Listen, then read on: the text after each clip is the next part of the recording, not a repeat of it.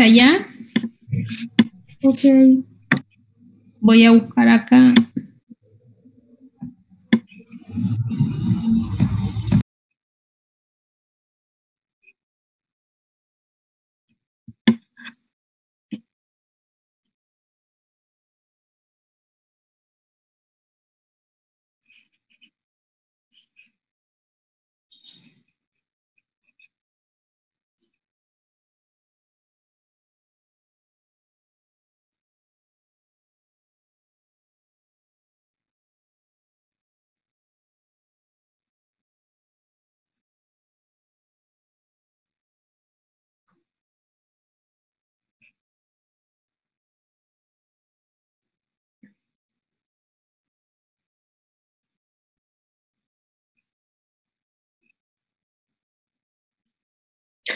No me quiere abrir.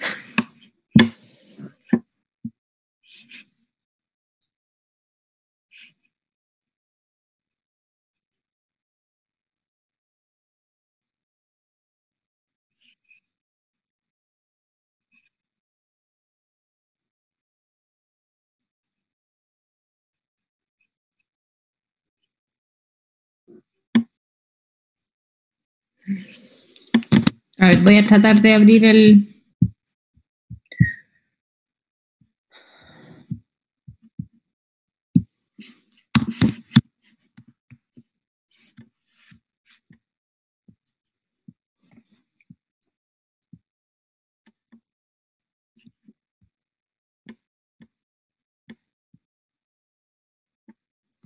¿Por qué no me abre?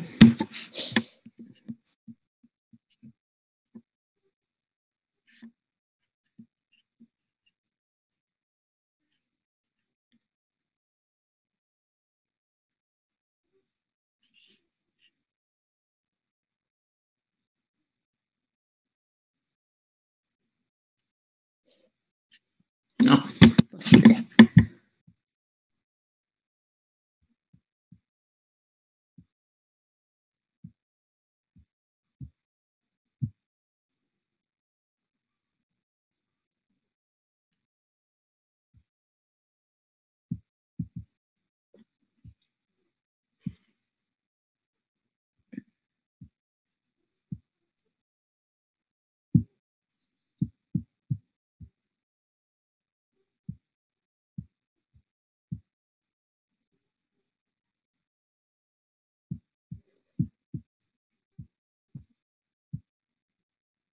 No sé cómo lo voy a hacer aquí, pues, para compartir la pantalla y verlas a ustedes.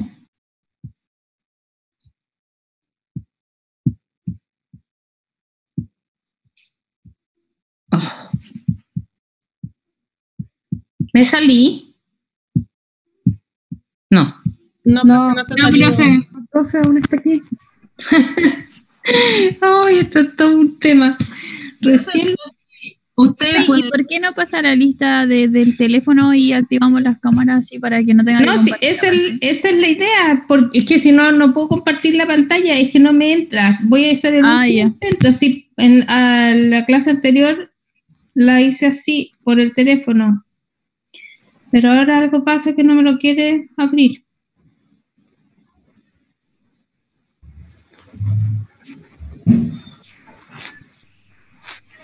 Error, error, error.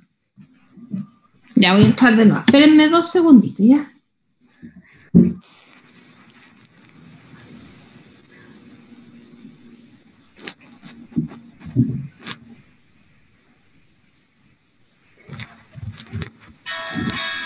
Los médicos.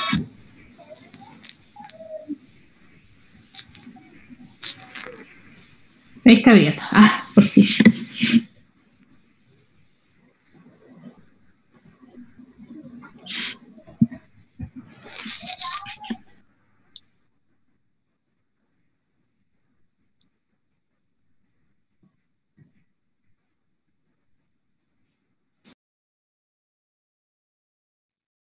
Ya, listo.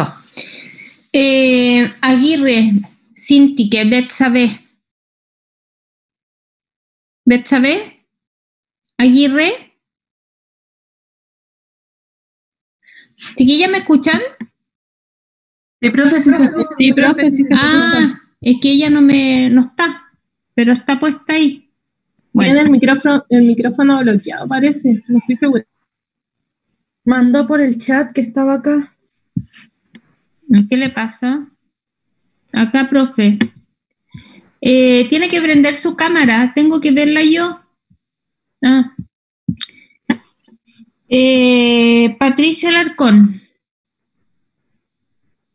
Patricio. María Paz Ancavil. María Paz. Sí, profesora. Ya, María Paz, te vi. Javiera Astudillo. Ah, profe. Hola, Javiera. Hola, profe. Karenina Castro.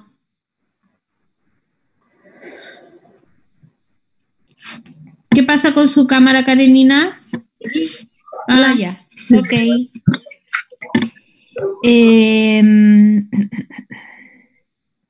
Maritza Guerra. Maritza Guerra. Maritza Andrea, ¿o no? Acá, profe. Ya. Kerisma Herrera. Acá, profe, presente. Hola. Ya. Hola, profe. Millaray La Rosa Tapia. Aquí, profe. Hola, Millaray. Hola. Noelia Madrid.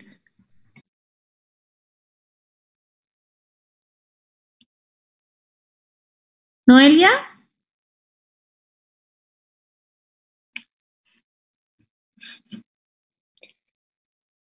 Jorge Mesa. Acá, profe. Hola, Jorge. Carla Montesinos. Carla. No está la Carla. Javiera Naranjo Díaz. Sí, profe, aquí estoy, que mi computador es medio lento. ¿La Carla? Sí. Ya. ¿La Javiera? Acá estoy, profe. Hola, Javiera. Hola, profe. Catherine Norambuena. Hola, Catherine. Camila Núñez Vázquez. Karina.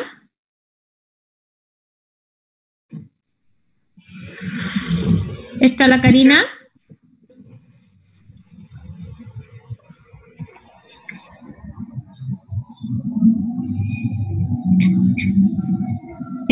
Camila Paz Núñez. Profe, no me pesca la cámara, recién no sé por qué. Ya, Camila. Ahí sí. Ahí apareciste. Hola.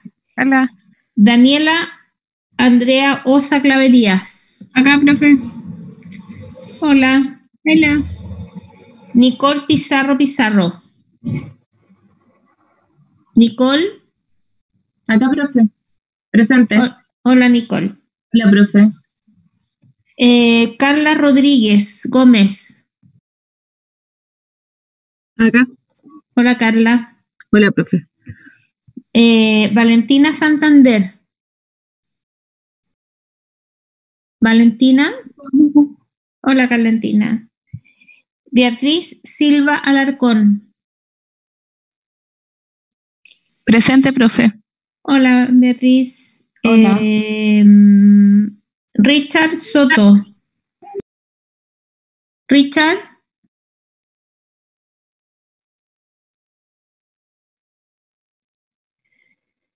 Caterín Valenzuela Meneses. Profe.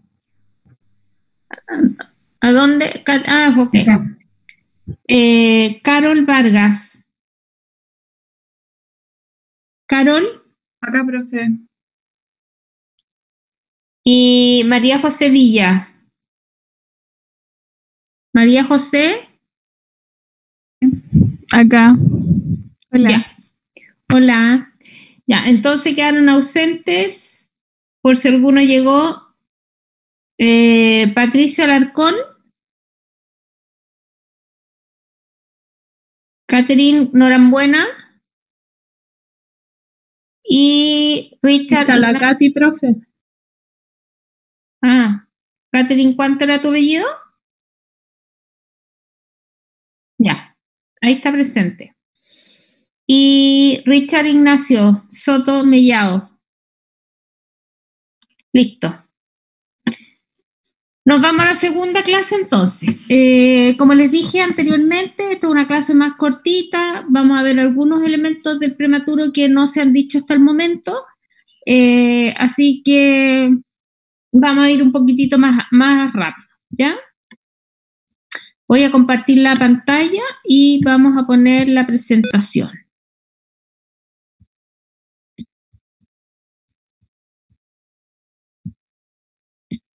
Listo, ¿la están viendo?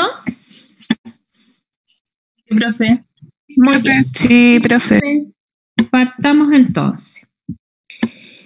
Los objetivos de la clase: reconocer las características propias de los recién nacidos de pretérmino, relacionar los antecedentes de riesgo en el nacimiento de un niño prematuro y aplicar el proceso de enfermería, nada que ver ahí, hipoglicemia, en el neonato que nace prematuramente, ¿ya? En relación a la introducción, sin lugar a duda que el cuidado del recién nacido es una preocupación para todo el equipo de salud que atiende a estos niños, y no solamente a lo mejor al niño que nace enfermo, ¿cierto? A lo mejor que va a requerir alguna cirugía o algo que medianamente uno lo haya sabido con antelación, porque muchas veces a lo mejor pueden prepararse los equipos, pero cuando nace un niño prematuro, muchas veces el camino que le toca recorrer es bastante incierto. Los niños pueden nacer 2, 3 meses antes de tiempo, y la verdad es que los periodos de gestación de 9 meses tienen una finalidad, como ustedes han podido ver. Los órganos están totalmente inmaduros antes de las 34 o 36 semanas, incluso un niño antes de las 34 no es capaz ni siquiera de alimentarse por sí solo. Por lo tanto, los equipos tienen que estar muy bien preparados y estar totalmente actualizados en lo que es la atención de un niño prematuro. De la mano con la preparación de los equipos de salud, va el avance, ¿cierto?, tecnológico que ha tenido las unidades de neonatología, específicamente las unidades de cuidado intensivo neonatales, las UCIN, que lo pueden encontrar en los textos. Una serie de equipos, ¿cierto?, y de tecnología que está apuntando a tratar de mejorar la morbilidad y la mortalidad de los niños que nacen más prematuramente. Me estoy refiriendo a los niños que nacen de 24 semanas y que antiguamente, si nacían a las 25, las probabilidades de sobrevida de esos niños era realmente compleja. Y si nacían, vivían con una serie de procesos crónicos que a veces uno decía, pero ¿cómo? Y ahora uno mira para atrás y dice, ¿cómo uno podía a lo mejor reanimar con oxígeno al 100%? Hoy en día eso es una aberración. Y cómo fuimos desde el punto de vista tan ignorantes en algunas cosas que hoy día caen casi como de perogrullo. Pero bueno, eso es parte del crecimiento y del desarrollo de las nuevas tecnologías y de los estudios que se han podido ir realizando con los niños a través del tiempo. Lo que quiero decir con esto es que no solamente las unidades son unidades para tratar, sino que también generan conocimiento en el tratamiento de los niños. Y en general, el tratamiento de pacientes complejos se aborda desde distintos puntos de vista y con la colaboración de muchos centros, no solamente del orden de centros nacionales, sino que también internacionales, para poder llegar a concluir cuál es el mejor manejo desde el punto de vista de la tecnología y de los recursos humanos para este tipo de pacientes. En estos niños que nacen prematuramente se ha visto una leve disminución en la mortalidad pero sin lugar a duda ha existido un aumento en la morbilidad producto de estos avances. Y era de esperar, porque así como los niños de 24 semanas están todavía en un proceso de crecimiento y desarrollo, no hay en realidad mucha literatura ni evidencia que avale la forma del tratamiento, de cómo ventilarlo, de cómo manejar los fluidos, ¿cierto? Son pacientes que tienen una piel que es prácticamente una telita de cebolla, pierden cualquier cantidad a través de la piel la función del riñón, ¿cierto? Para minimizar estas pérdidas también es súper incipiente. Y por otro lado, la tecnología tampoco nos acompaña y lo que hay se acomoda para estos niños de 24 semanas. Tubos endotraqueales para un niño de 24 semanas todavía no hay. O las mismas bránulas o teflones no hay para un niño tan pequeño. A veces los teflones son más grandes que sus venas. Entonces tratar de permeabilizar una vena en estos niños es casi ganarse la lotería. Así que, bueno, producto de este avance en salvar más niños, va en desmedro, obviamente, de que estos niños tengan morbilidad crónica más frecuente que los niños que antes salían adelante. Y por otro lado, al aumentar o disminuir la mortalidad, sobreviven niños que antes se morían. En relación a la gestión del cuidado, este debe ser integral, tanto para el paciente como su familia. Aquí, súper importante, los niños no se hospitalizan solo en el sentido de que los hospitales hoy en día están abiertos a las familias. A lo mejor decir familia es un poco grande porque hoy por hoy todavía no es de libre acceso que entre los abuelitos, los hermanos, etcétera.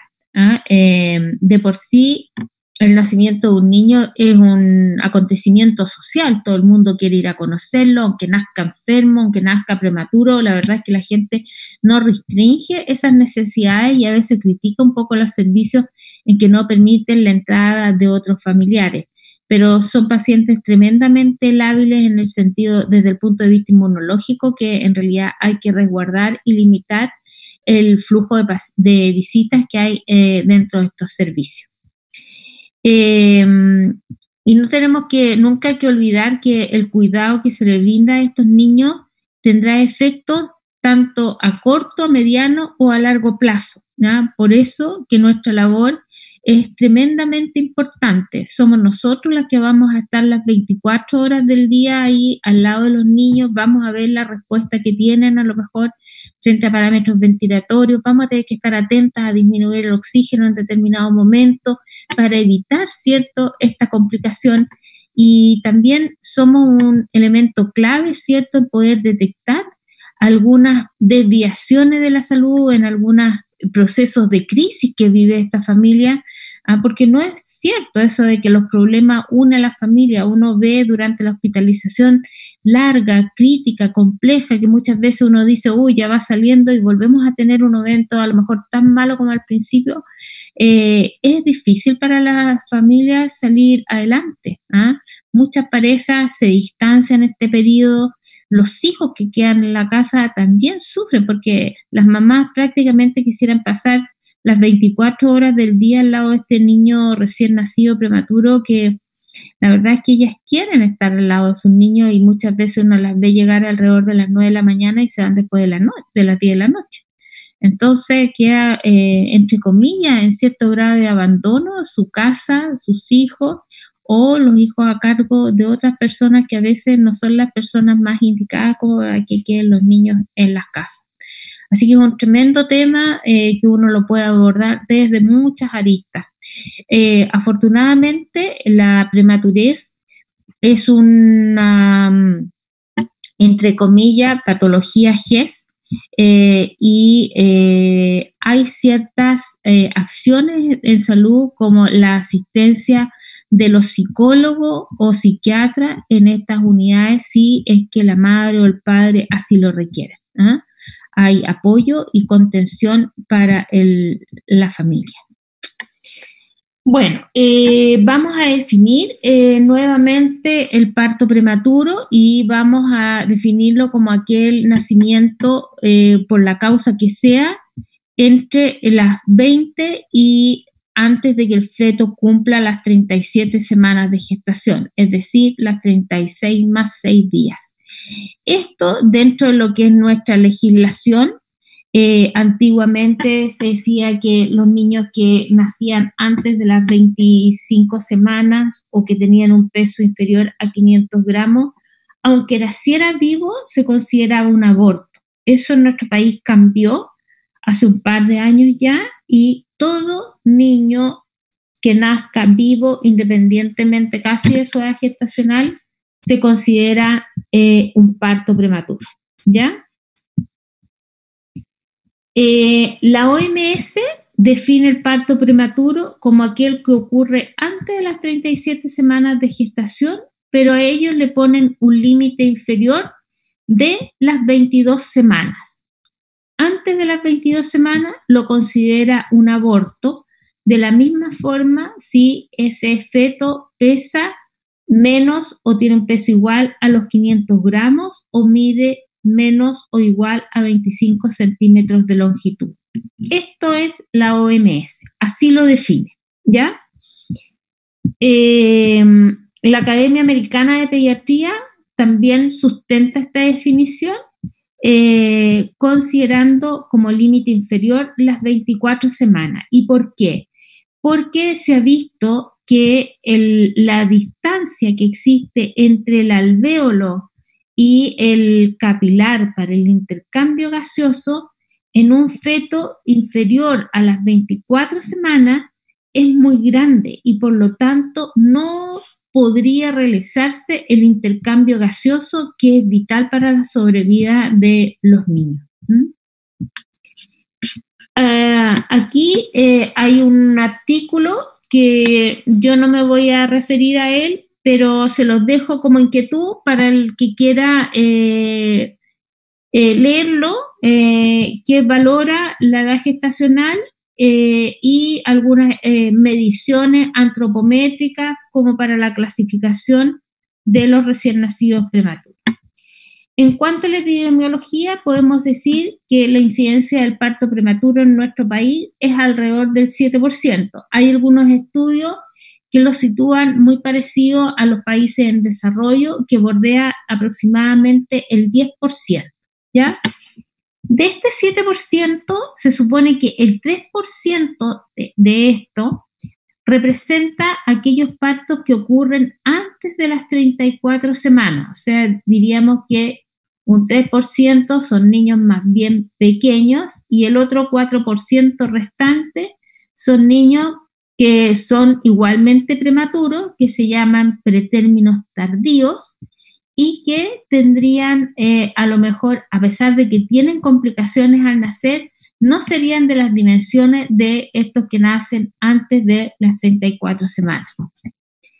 Los grandes centros asistenciales de nuestro país, al igual que la gran mayoría de los países desarrollados, reportan una incidencia global del parto prematuro en embarazos menores de 32 semanas en aproximadamente entre un 10 y un 5%.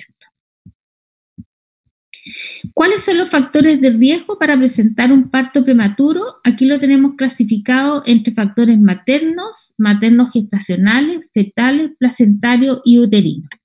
Entre los factores maternos, pregestacionales, o sea, son condiciones que están antes o han ocurrido antes de que la mujer se embarace, es la edad extrema. Mujeres que tienen edad menor a los 20 años y mujeres mayores de los 40. Se asume que en estas edades extremas aparece con mayor frecuencia patología propia del embarazo y específicamente el síndrome hipertensivo. El síndrome hipertensivo es uno de los principales factores que determina el nacimiento de partos prematuros, ¿ya? La forma de subsanar o de que la mujer se mejore de esta hipertensión inducida por el embarazo es el parto.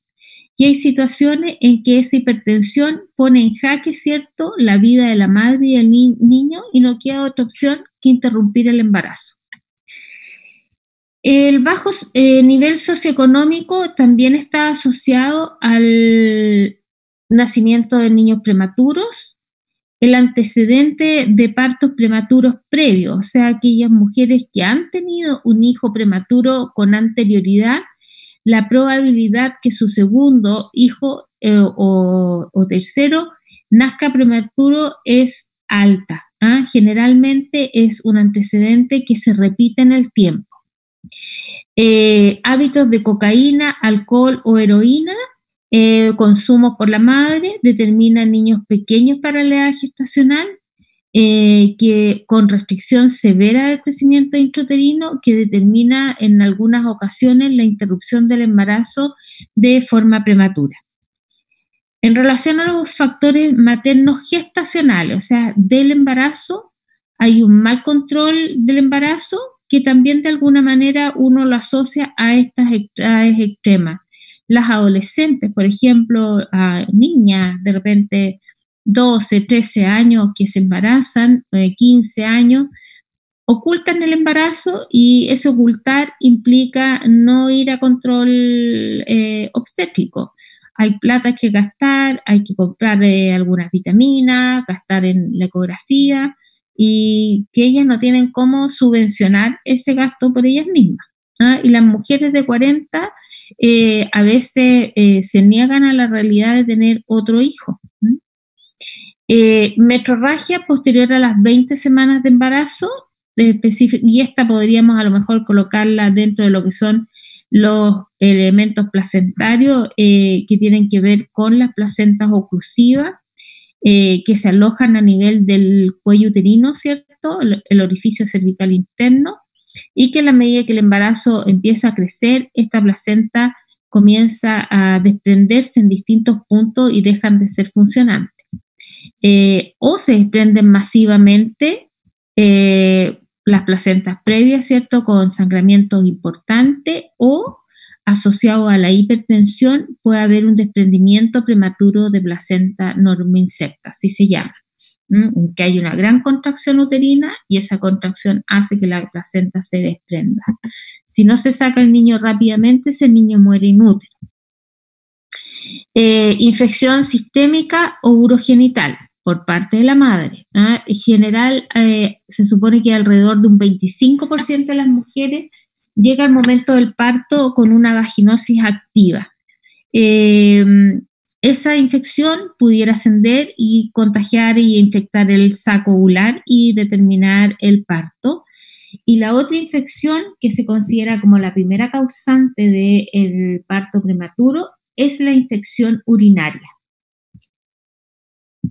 El estrés psicológico o estrés laboral también pudiera ser un factor desencadenante del parto prematuro.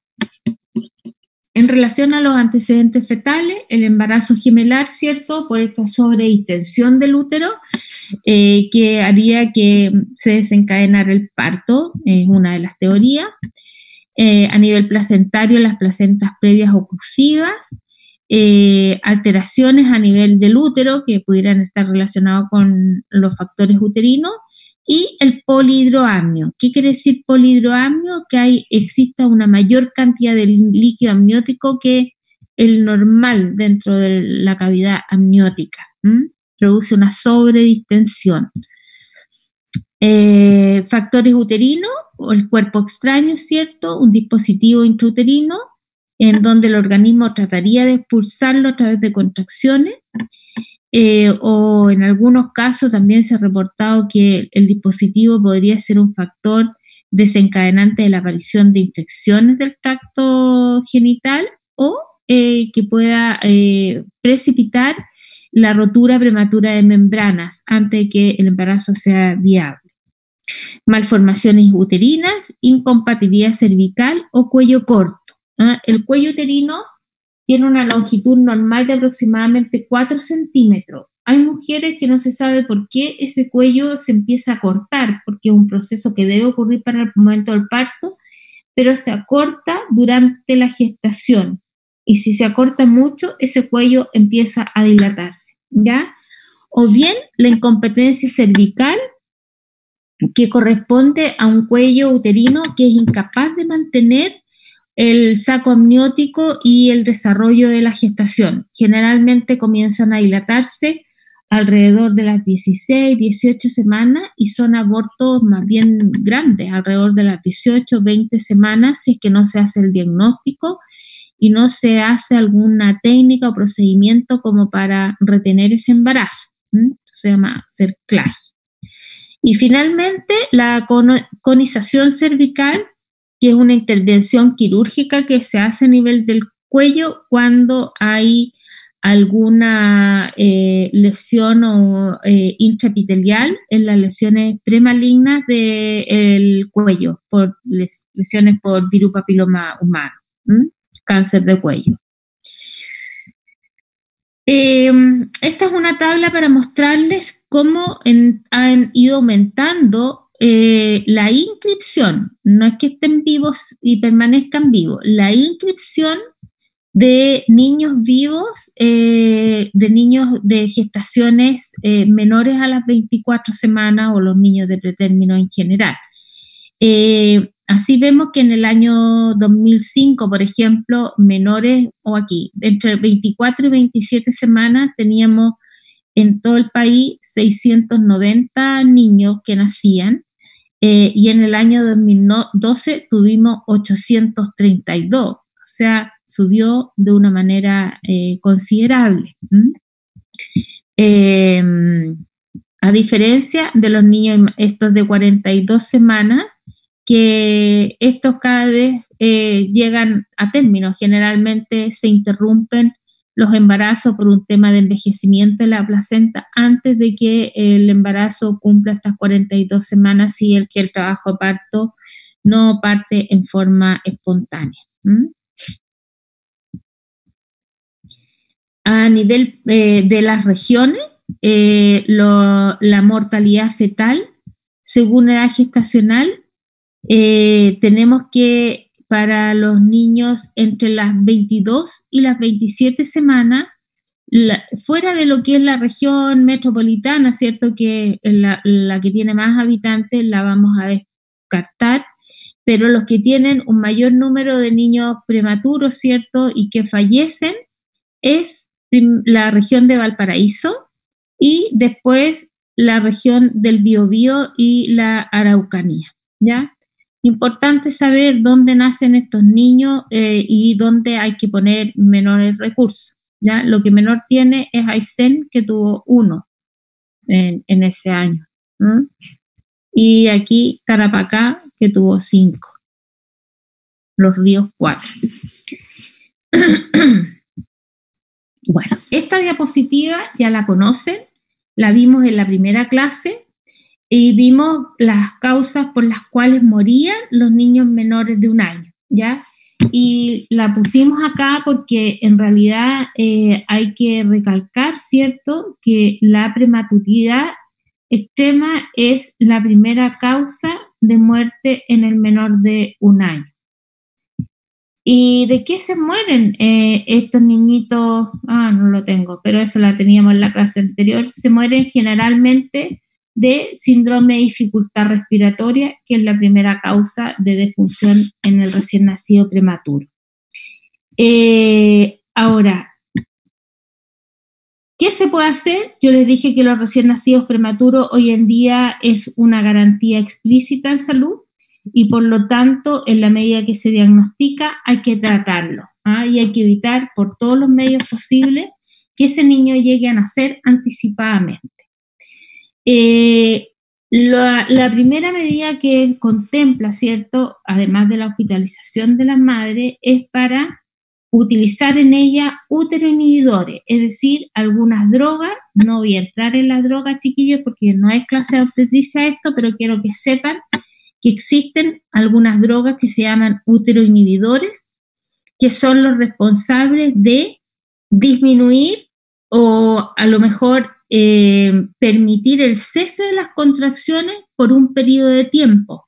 Y ojalá que ese periodo de tiempo sea de al menos 24 horas. Ahora, si se mantiene en el tiempo, estupendo, porque cada día que el niño gane adentro, si es un niño que está creciendo bien y no hay mayores inconvenientes, debe seguir en el útero de la madre, pero si no, debemos frenar estas contracciones y impedir que el parto ocurra por lo menos durante 24 horas. ¿Para qué?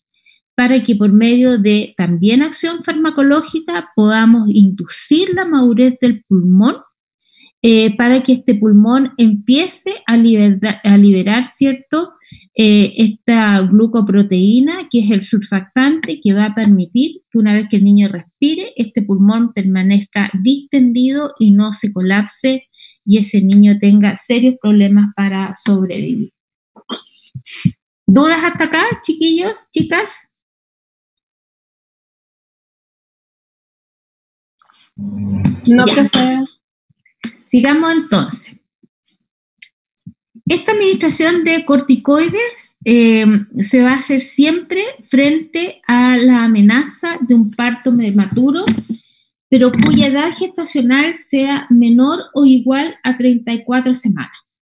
De 34 semanas para arriba, la verdad es que la evidencia dice que no es necesario, que no hay una respuesta significativamente importante, y que lo más probable es que este niño ya tenga una cantidad de surfactante adecuado y que va a ser una adaptación relativamente buena después del parto. El corticoide va a actuar específicamente a nivel de los neumocitos 2, que son células que están a nivel del alvéolo y que son los encargados de producir este surfactante. ¿Qué es lo que le vamos a administrar a la madre? Tenemos dos opciones: betametasona o dexametasona. La betametasona la vamos a colocar en una dosis de 12 miligramos intramuscular cada 12 horas por 2 veces, ¿ya? O sea, aquí por eso les decía yo que uno necesita al menos 24 horas para que a uno le permita colocar este fármaco y que este niño, este feto, empiece de alguna manera a producir este surfactante. O la otra alternativa es dexametasona, 6 miligramos intramuscular cada 12 por 4 dosis, ¿ya? ¿Cuál se usa? Siempre se usa esta, pero si no hubiese, no cabe otra que usar dexametasona, ¿ya? ¿Cuáles han sido los beneficios vistos en la administración de los corticoides? La verdad es que el corticoide no solamente va a funcionar o va a disminuir, a estimular la producción de surfactante, sino que tiene otros efectos. Bueno, al disminuir o al aumentar la producción de surfactante, va a disminuir en un 50% el riesgo de enfermedad de membrana hialina. Este es el cuadro respiratorio que se da con mayor frecuencia en los recién nacidos prematuros, ¿ya? Y se debe fundamentalmente a este déficit del surfactante. Esta patología la vamos a ver en la próxima clase, así que no me voy a meter en explicársela ahora. Después también disminuye el riesgo de enterocolitis necrotizante, disminuye el riesgo de hemorragia intracraniana. La gran mayoría de los recién nacidos, y mientras más prematuro es, con mayor frecuencia se da la presencia de hemorragia intracraniana, la que debe ser evaluada a partir de las 24-48 horas de vida a través de una ecografía cerebral que se mira el parénquima cerebral a través de la fontanela anterior. Bueno, disminuye la mortalidad, obviamente, disminuye la infección durante las primeras 48 horas de vida y disminuye el ingreso a UCI y los requerimientos de ventilación mecánica. Antiguamente estos niños con membrana hialina se trataban, nacían y prácticamente se conectaban en forma inmediata al ventilador mecánico, pero el uso de ventiladores mecánicos y la ventilación un poco agresiva en el sentido de tener altas presiones, alta FiO2, alto volumen, sería más propenso a que los niños hicieran la displasia broncopulmonar, que es una enfermedad pulmonar crónica de estos recién nacidos que nacen prematuramente, ¿ya? Hoy la verdad que se prioriza a través de otras formas de ventilarlo, ya sea con un BiPAP, y evitar el máximo, ¿cierto?, el uso de la ventilación mecánica. ¿Cuáles son las complicaciones más frecuentes de los prematuros? El síndrome de dificultad respiratoria, la retinopatía del prematuro, apnea del prematuro. El recién nacido que nace anticipadamente pareciera que se le olvidara respirar. El niño puede no tener ninguna patología de tipo respiratoria, pero existe una inmadurez del centro respiratorio, ¿cierto?, a nivel del cerebro, y que frente a cualquier cosa, por ejemplo, sueños profundos, el niño empieza a caer su frecuencia respiratoria, hace una pausa y después sigue ventilando, ¿ya? Y eso ocurre normalmente y eso se trata anticipadamente. Generalmente son niños que han tenido un síndrome de dificultad respiratoria, que han tenido apoyo ventilatorio, sea con CPAP o ventilador mecánico, y antes de sacarlo de esa modalidad ventilatoria, se empiezan a tratar médicamente para evitar estas apneas del prematuro. Hacen hiperbili, hacen anemia, ¿cierto? Hacen enfermedad osteopénica del prematuro, tienen persistencia del ducto arterioso persistente, básicamente. ¿La apnea del prematuro puede provocar muerte súbita? No necesariamente, o sea, pudiera ser un factor de riesgo. En la muerte súbita hay varios factores, entre esos que sean prematuros, ¿cierto? Y por ahí podría entrar que sea gemelar, hay una serie de otros factores, pero no es, en general, el niño se va de alta ya habiendo subsanado el problema de la apnea.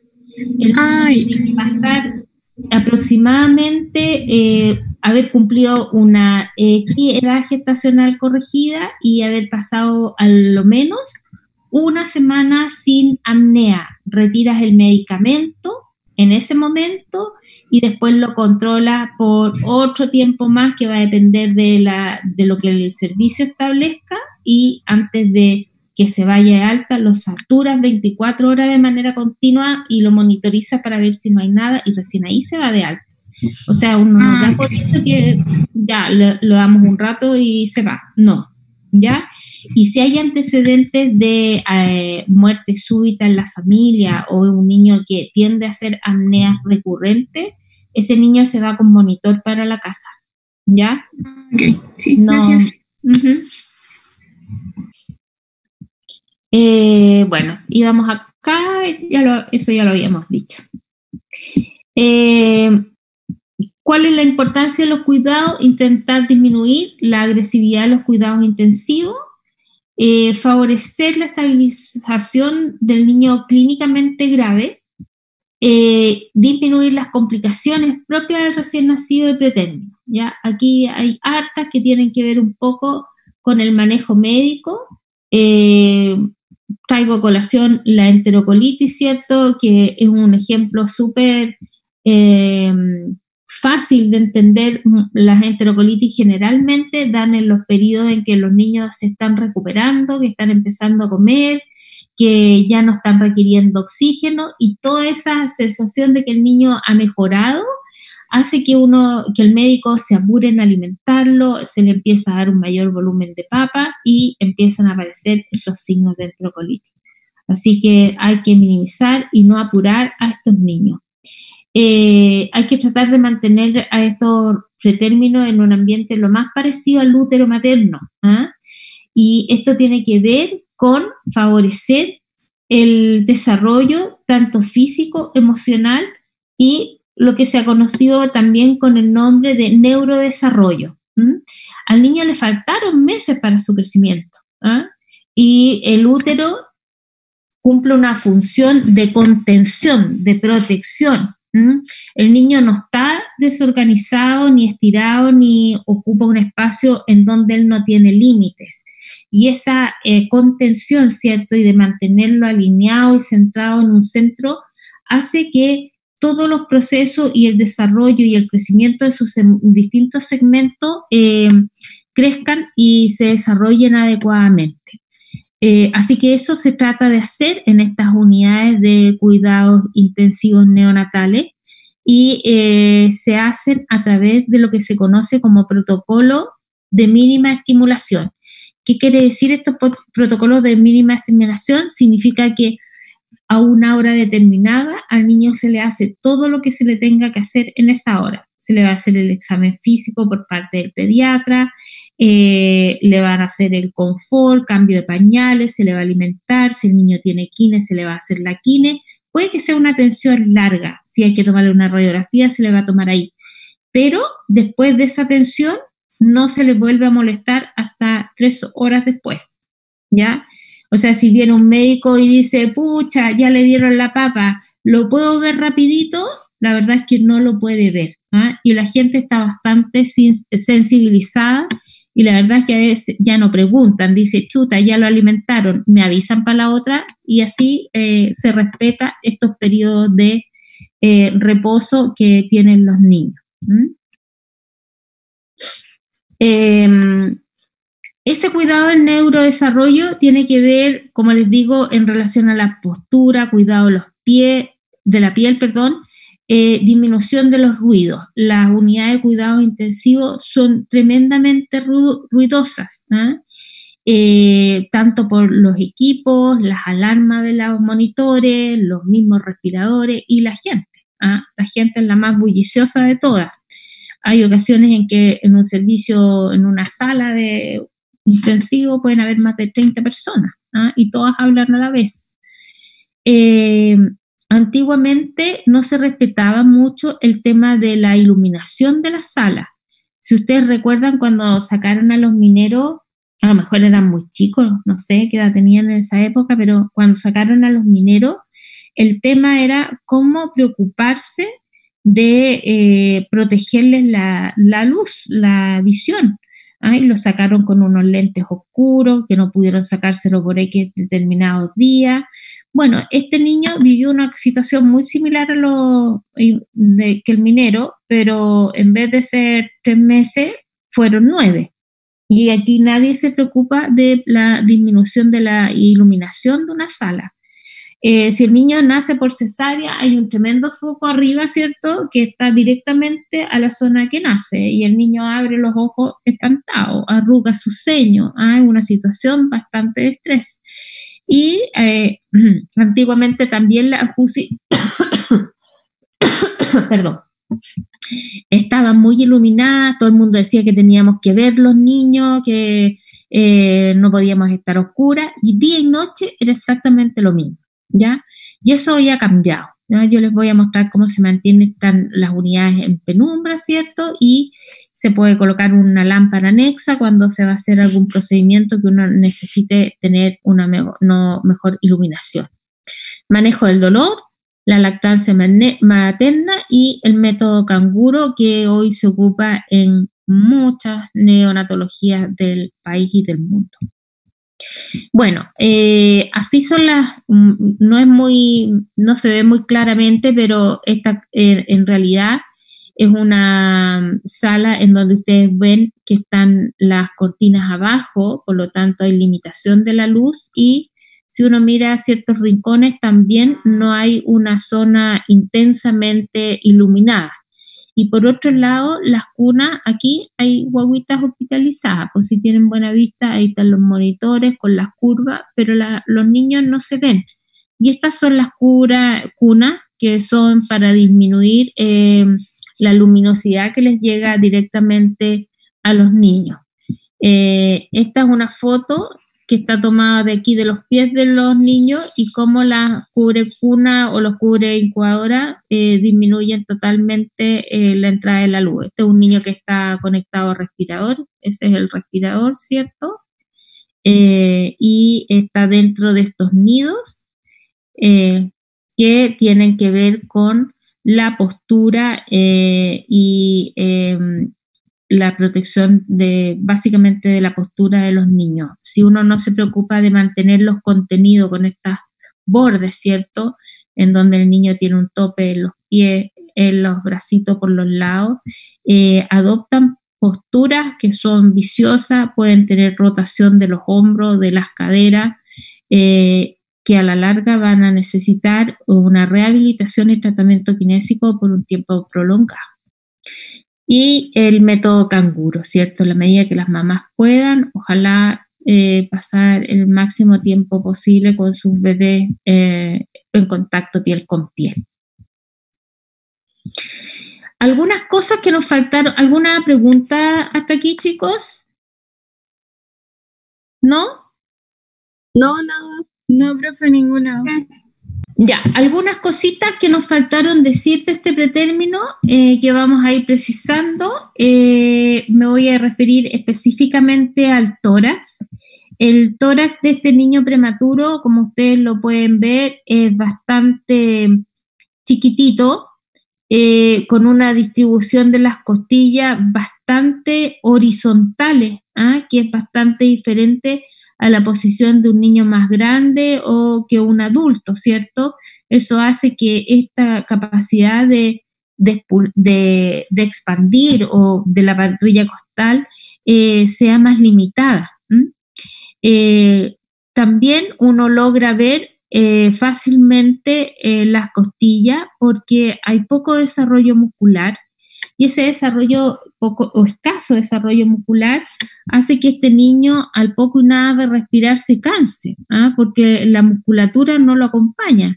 Él tiene que hacer grandes esfuerzos para seguir con esta mecánica ventilatoria, pero desde el punto de vista anatómico nada le es fácil, ni las costillas ni la musculatura. Por lo tanto, uno los ve cuando respira, los ve con importantes retracciones intercostales, retracciones sifoideas, retracciones supraclaviculares. O sea, usa toda su musculatura accesoria.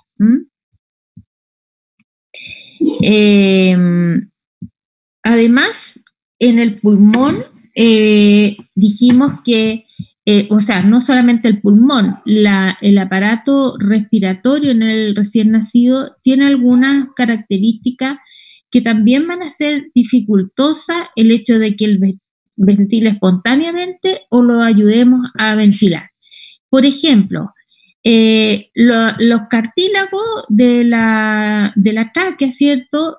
El lumen es bastante más estrecho, hay una cantidad importante de glándulas, tanto a nivel traqueal como bronquial, que hace que estos niños sean hipersecretores, por lo tanto, tienen una gran cantidad de moco que va a obstruir la vía aérea, lo que va a ser indispensable que nosotros tratemos de aspirarla, ¿cierto? Y mantenerla lo más libre de secreciones posible.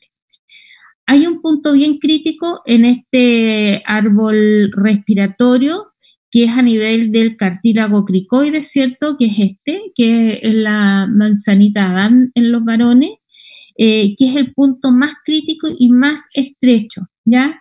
Generalmente cuando los pacientes son intubados, son muy prematuros, los tubos pasan con mucha dificultad en esta zona porque es muy estrecho, se produce edema y al momento de sacar el tubo hay estridor, puede haber estridor laríngeo por este proceso inflamatorio, ¿cierto?, que ocurre a este nivel.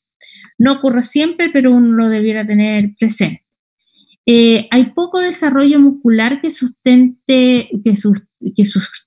las estructuras y por lo tanto, si yo no dejo un niño medianamente alineado, puedo causar algunas desviaciones de la tráquea, oclusiones, y eso también va a ser un punto en contra al momento de la ventilación, ¿ya?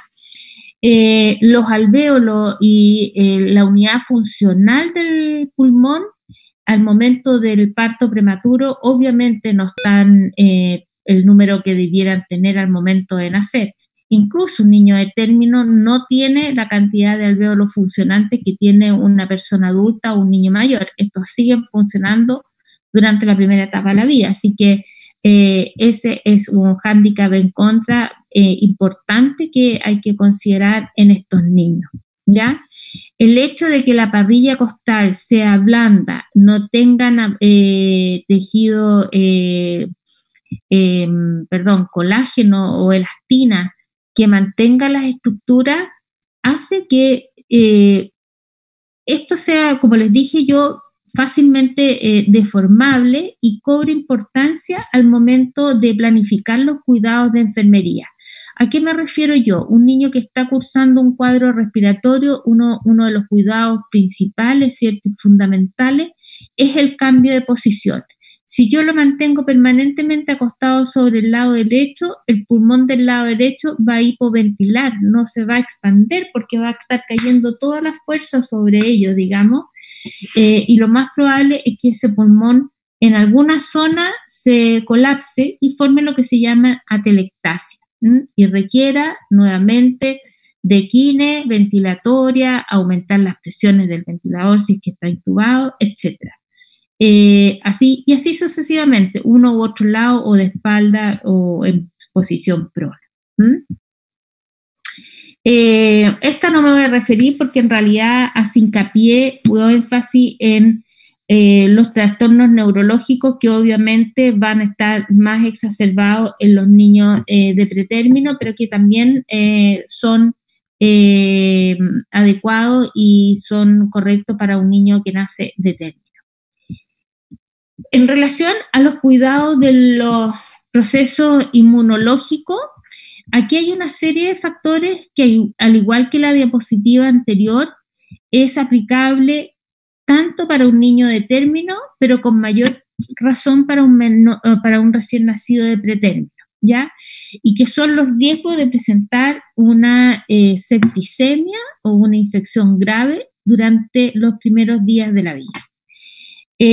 Recién hay que considerar que esta IgG, nosotros cuando vimos la clase de transición, dijimos que la IgG era una inmunoglobulina que atravesaba la placenta en este tercer trimestre del embarazo y por lo general no lo hace antes de las 32 semanas. Por lo tanto, si nosotros tenemos un parto antes de las 32 semanas, vamos a tener un feto con alto riesgo de hacer una sepsis neonatal con un alto índice de mortalidad intrahospitalaria.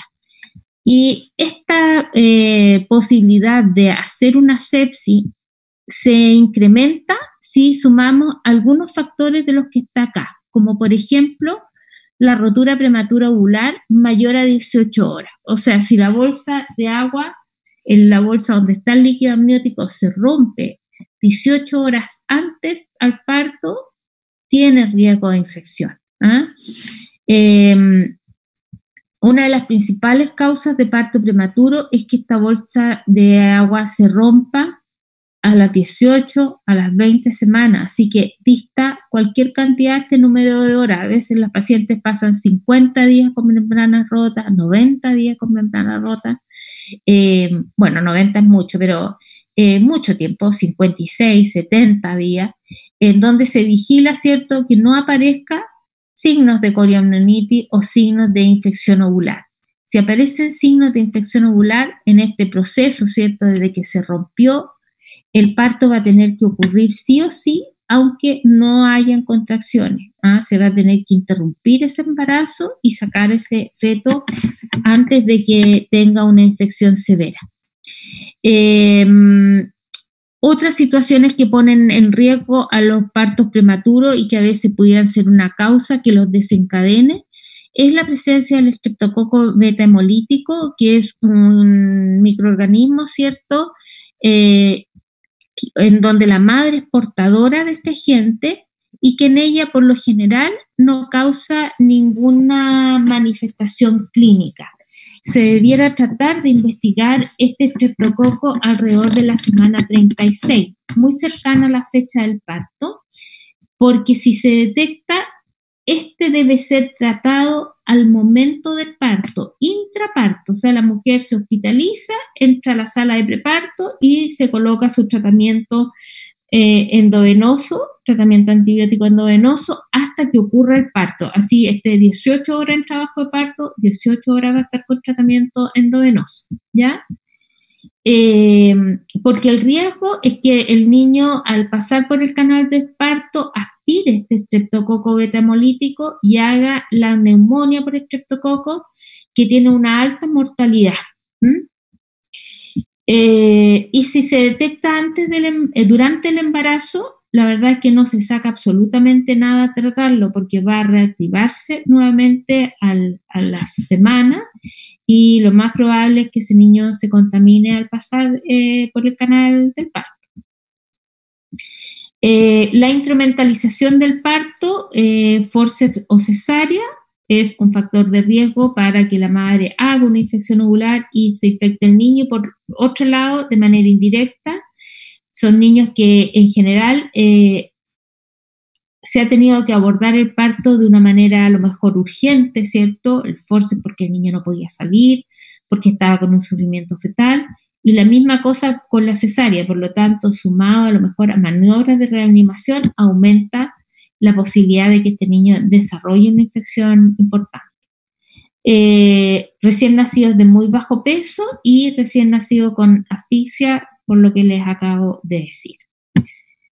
Esa era la última diapositiva. No sé si tienen algún comentario, alguna pregunta.